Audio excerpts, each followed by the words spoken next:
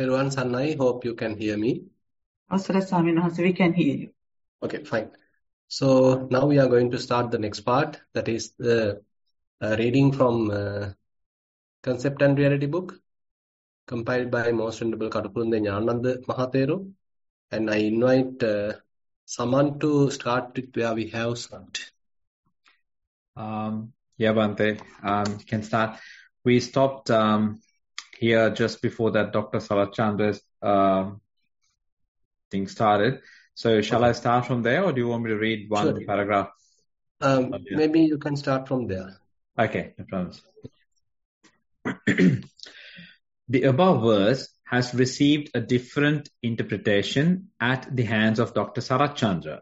He observes, we would consider that here, too, the term Namarupa meant both the empirical individual, made up of physiological and psychological factors, as well as the entire world, including himself, components of mind and matter.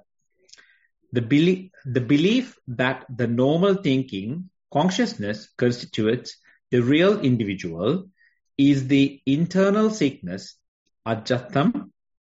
It is for this thinking of consciousness that an external world exists. The idea of external world is therefore the sickness outside, bahidda.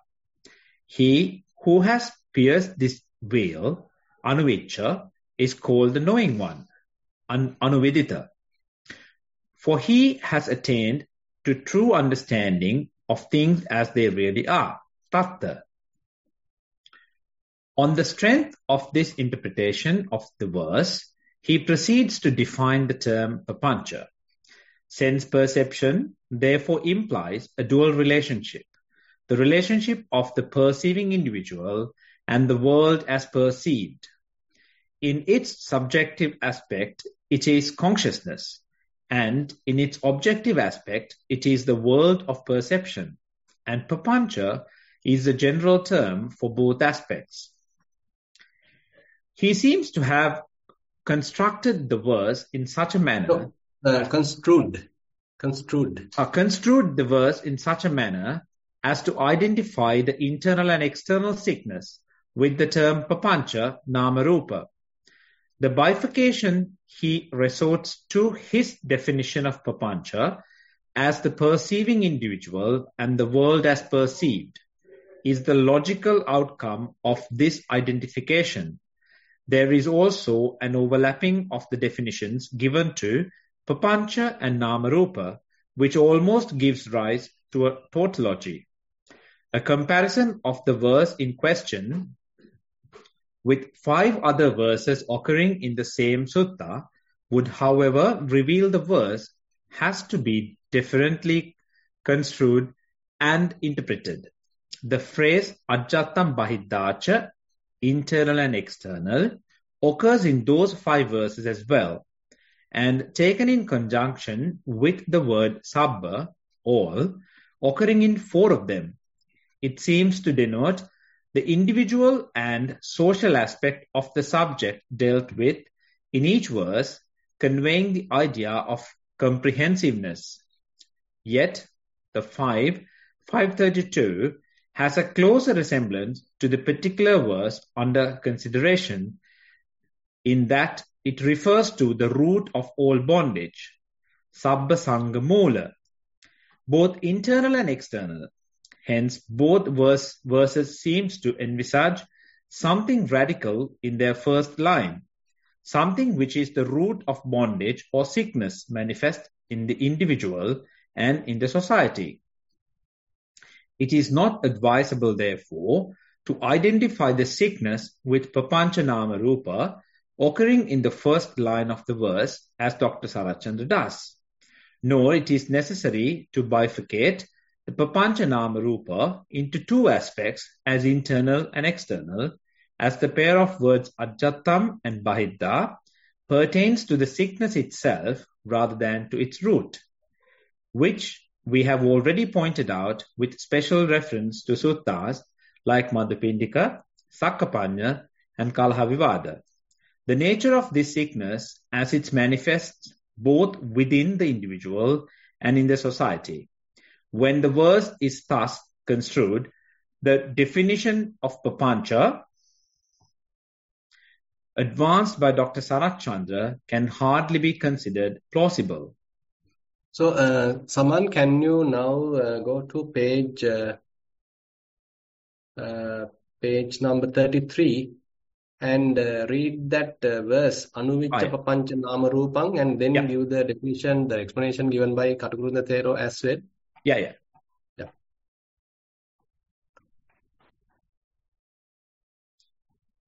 33, this one, right, Mante? Yeah. Yes, 33. Anuvicca Papancha. Anuvicca. Go ahead. Yes. Is it correct, Mante? Yeah, go ahead. Yeah.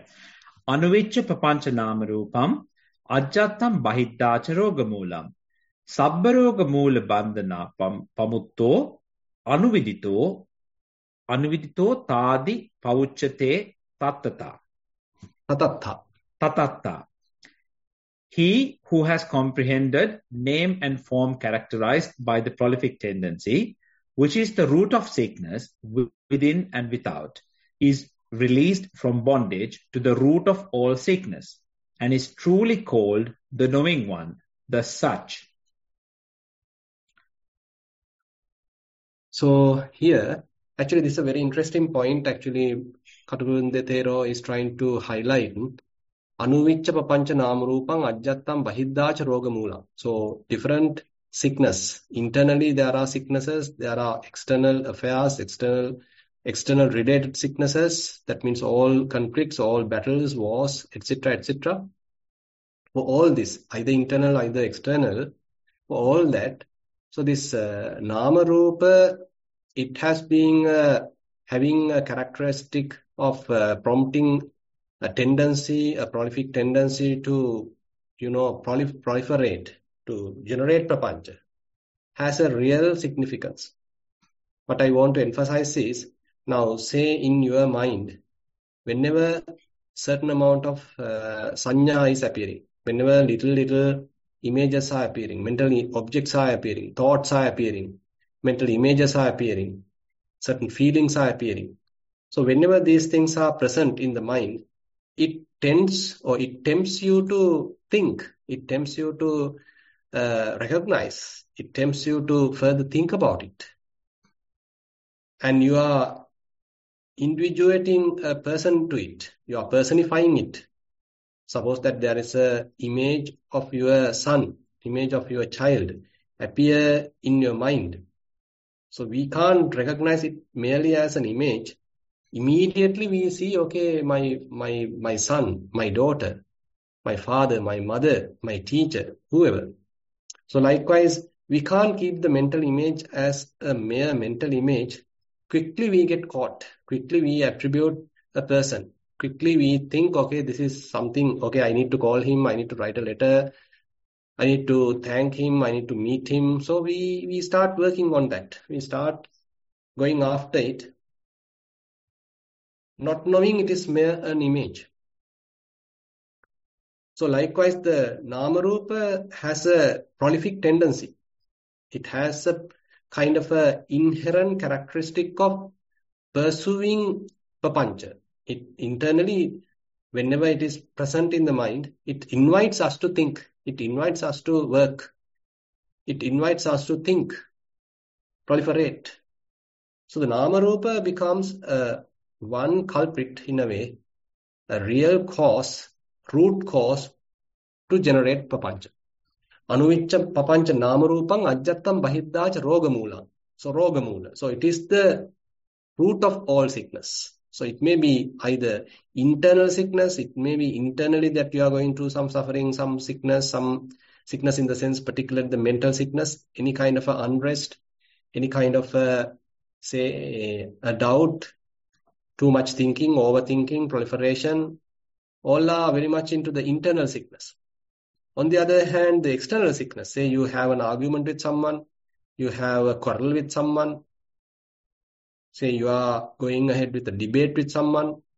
So all that are external problems, external issues, conflicts. To all that, whatever the name and form appearing in one's mind has a greater influence. So that's why, if you can remember that we were discussing Vijnana and Namarupa, that kind of interrelationship. Vijnana Paccha Namarupa, Namarupa Paccha Vijnana. So this is the most important part of the Patissamuppada. So that interrelationship. Vijnana conditions Namarupa, Namarupa conditions Vijnana. So whenever name and form is present in the mind, it has a prolific tendency. It promotes proliferation. It promotes thinking. Now, if one has understood that, then one has to carefully maintain a mind, is fully aware, maintain a very subtle awareness, how these tendencies are to be abandoned. So whenever name and form appear in the mind, so he is being careful not to believe it, not to take it as truth. Rather, they are merely images, they are merely mental constructs, they are merely thoughts, they are merely feelings. So likewise, you are putting them in their proper place. You are looking at it from the proper perspective, rather than giving much value to it. So this is the emphasis that we need to understand. And if we are able to do that, then it is said one can be released from all bondage. And he is truly called a knowing one, the such person. Because he understood, okay, this is the root cause, this is the real culprit. So I need to work it out. I should not get deluded by all this. I should not allow my mind to get tangled with this name and form. So he is working at the very root level. Say, for example, in the Patissamuppada, the different links are there. Say, one can work with the feelings and the craving. Vedana Paccha Tanha. That is one link. You can work with it. Or else you can work with Passa Paccha Vedana. So whenever certain contact happens, the feelings are happening. You can work with it. And all these are valid areas. So it is not that we need to only highlight what we are talking today. All these are possibilities. Whenever you are working with feelings, you can recognize how contact is causing feelings. So with respect to feelings, then you are operating properly, you are developing wisdom. So there is a possibility that you are sort of progressing with respect to the feelings, and you understand how they are dependent on the contact. So very good area of practice. Probably someone else is practicing at the sixth sense basis, how different corresponding sense stimuli may happen. So he is careful on that, not allowing the mind to proliferate. So he is working on that. So even before that, we can come across this Vijnana Namarupa junction or Vijnana Namarupa link. That is more subtle and in a way quite interesting.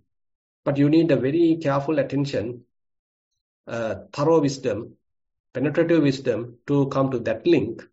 Then you are dealing at the very root level. So that is what highlighted here. So if one is able to go through that, then very much like one can operate at the very root level. You are at the suppling level, you are working out. It does not grow to the, to the sixth sense base level or to the craving level. It does not propagate. Rather, you are able to handle at its very root level.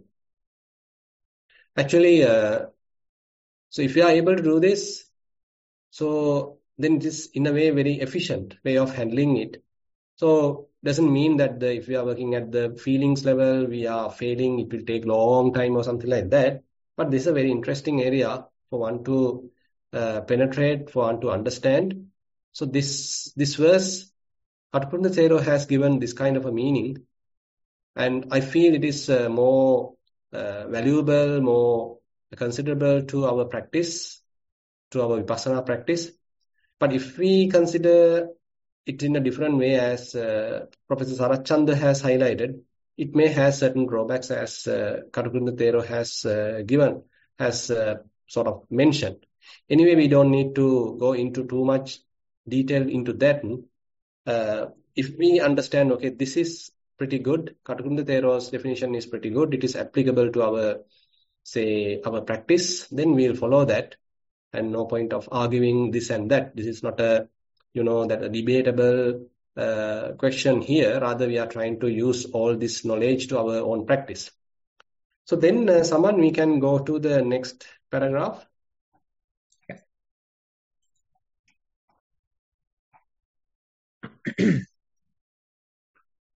And one more thing to add. Actually, probably you can remember about the 4 ahara, 4 nutriments.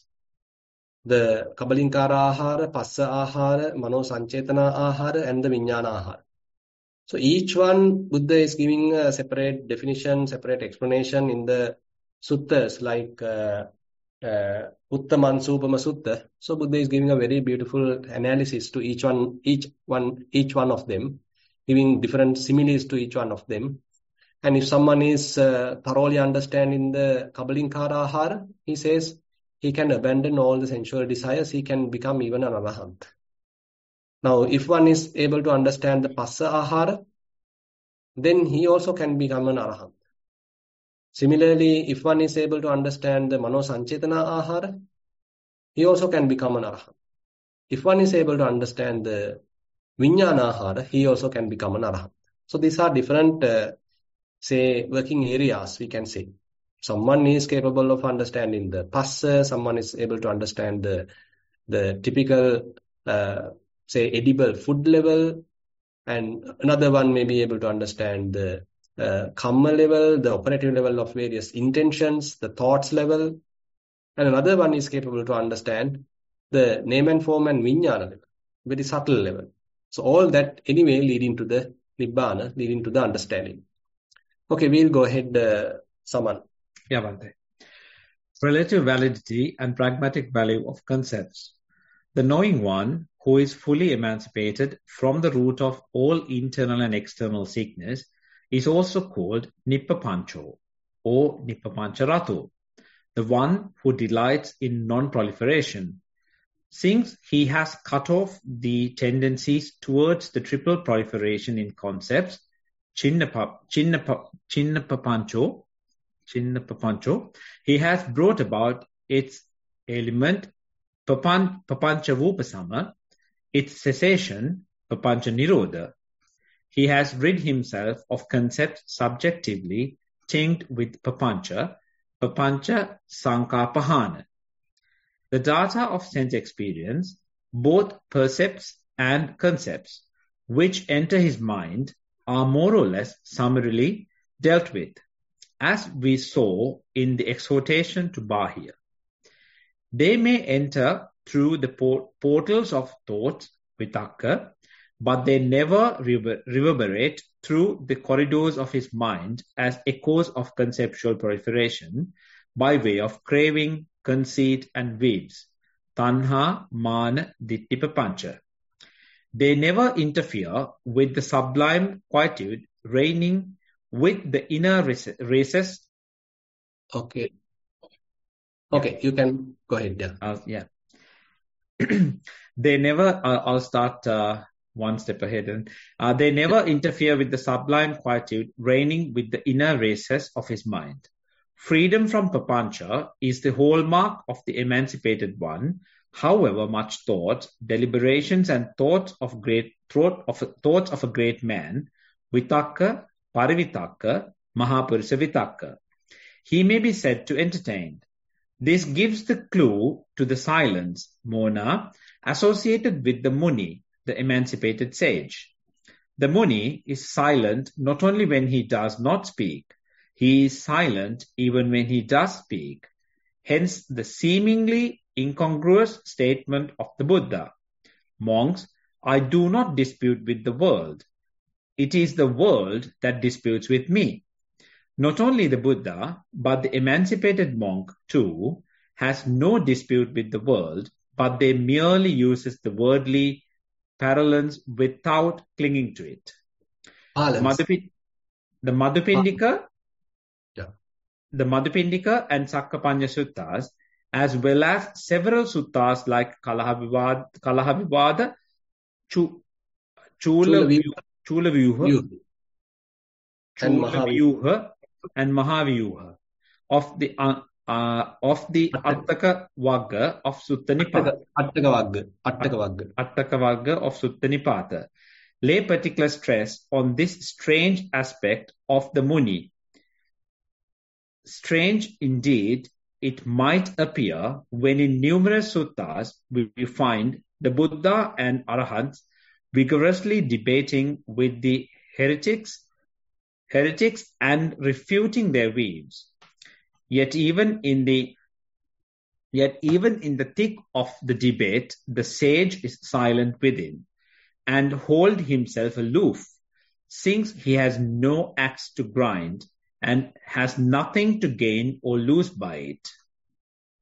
He has no attachment, tanha, to his arguments, no conceit, mana, to be safeguarded, and no vibes, ditti, to be dogmatically entertained.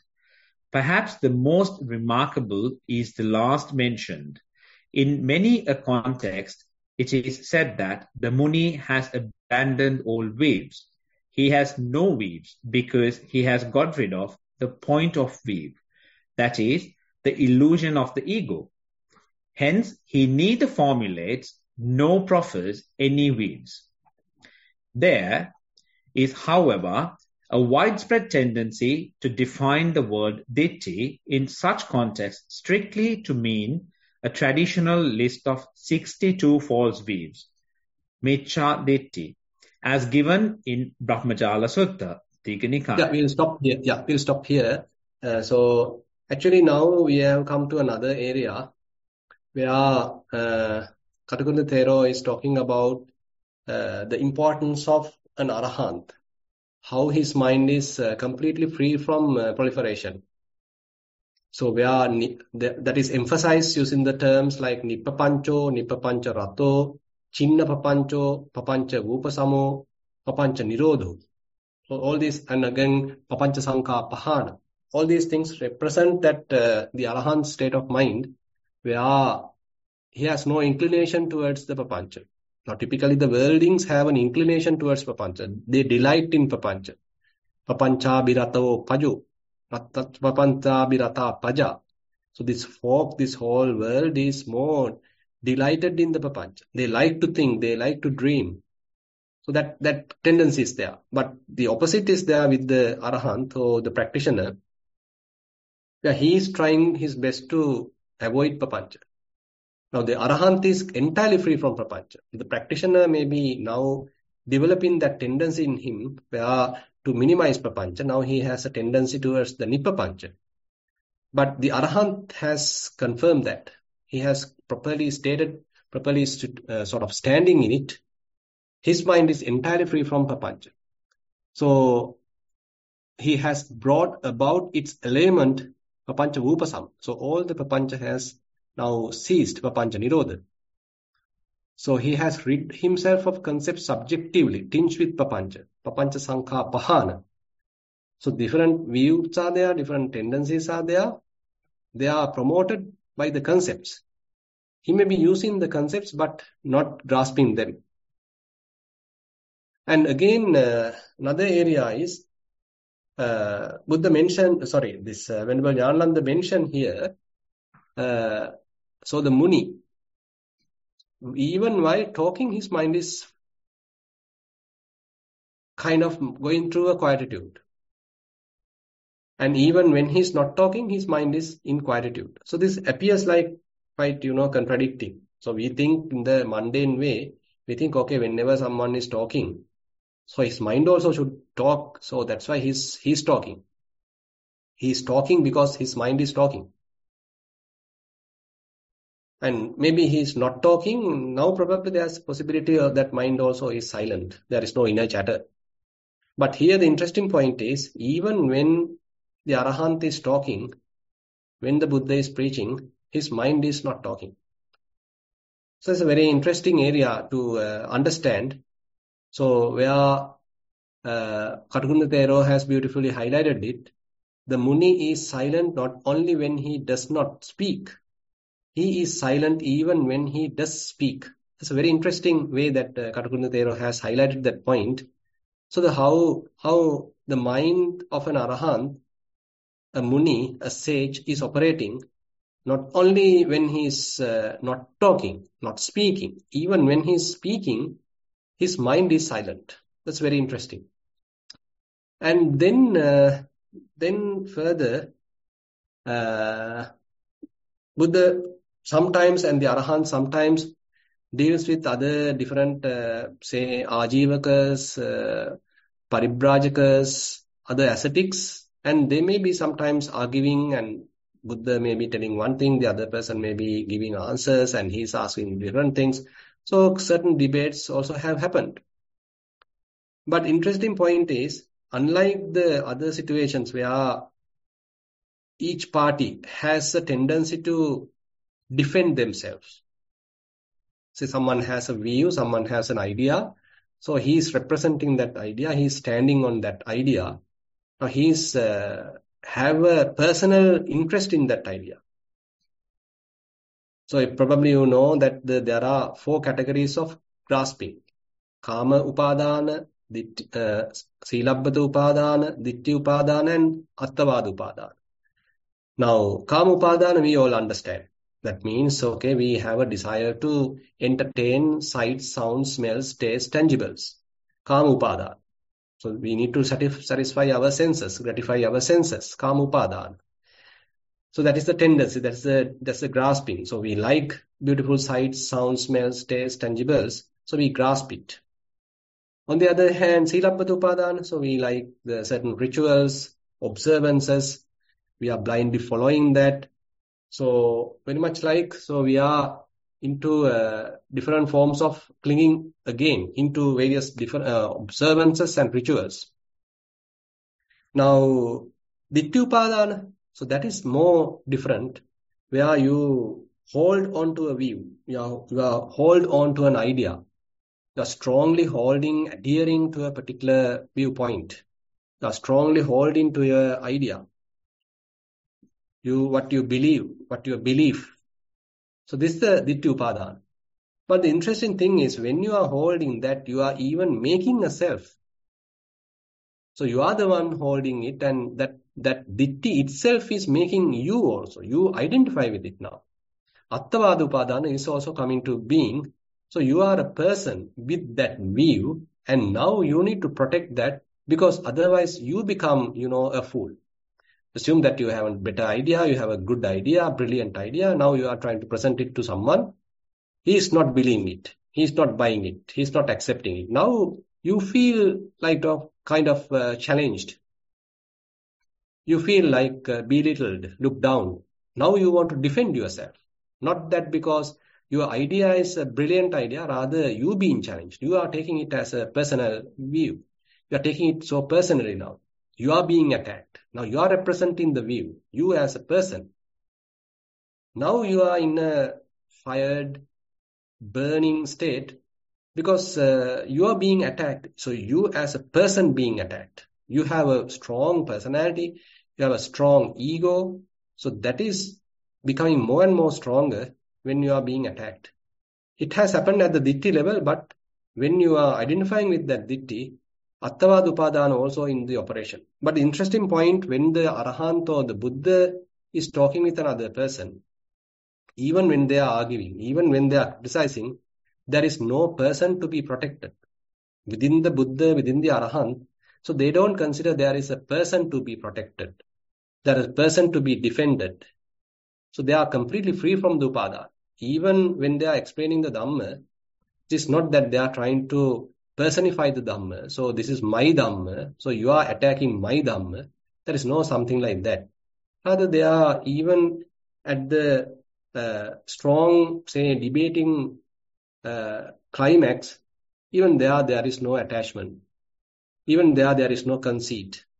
Telling that, oh, I have the best view, I have the best Dhamma, I have the best teaching, your one is entirely useless. So there is no such kind of a attitude, because they have no any dogmatic attachment, adherence to the Dhamma.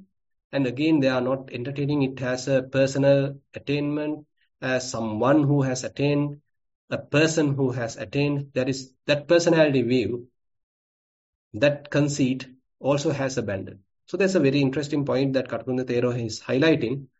Okay, with that, we'll stop here, and now we'll open the session for questions.